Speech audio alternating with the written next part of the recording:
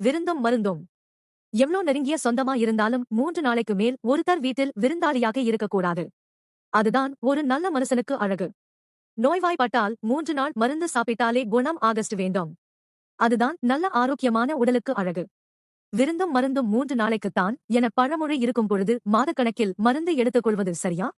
இந்த பழமொழியை கேள்விப்படும் போதெல்லாம் ஒரு அருமையான கதை என் நினைவுக்கு வரும். கதையை சொன்னவர் எங்கள் ஊர் கோவில் திருவிழாவில் கலை நிகழ்ச்சி நிகழ்ந்த வந்த பறவை முனியம்மா அவர்கள். ஒருத்தன் தன் தாயிடம் சென்று, அம்மா என்னை என் மாமியார் வீட்டில் விருந்துக்கு அழைத்திருக்கிறார்கள். போயிட்டு வரட்டுமான்னு அனுமதி கேட்டான். தாயும் சரி என்று சொல்ல, அம்மா எப்போ நான் திரும்பி வர என்று மகன் கேட்க, அதற்கு அந்த தாய், எப்பொழுது உன் முகம் உனக்கு தெரிகிறதோ அன்று வந்துரு. அதற்கு மேல் ஒரு நாள் கூட அங்கே தங்க வேண்டாம்னு சொல்லி அனுப்பினாள். தாய் என்ன சொன்னாள் என்று புரியாமல் மகனும் மனைவியை அழைத்துக் கொண்டு விருந்துக்கு சென்றான். அங்கே தடல்குடலாய் விருந்து உபசரிப்பு. இலையில் வைக்க இடம் இல்லை, அத்தனை வகைகள்.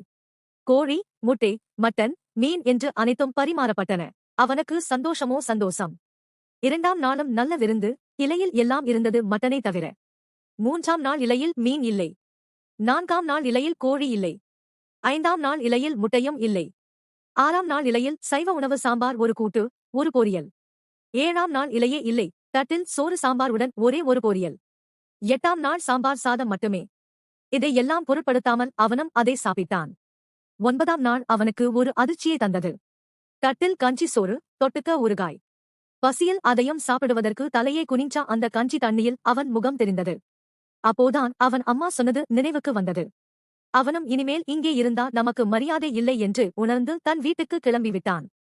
எவ்ளோ நெருங்கிய சொந்தமா இருந்தாலும் 3 நாளைக்கு மேல் ஒருத்தர் வீட்டில் விருந்தாளியாக இருக்கக்கூடாது. அதுதான் ஒரு நல்ல மனுஷனுக்கு அழகு. அதேபோல் நோய்வாய்ப்பட்டால் 3 நாள் மருந்து சாப்பிட்டாலே குணம் ஆகஸ்ட் வேண்டும். அதுதான் நல்ல ஆரோக்கியமான உடலுக்கு அழகு.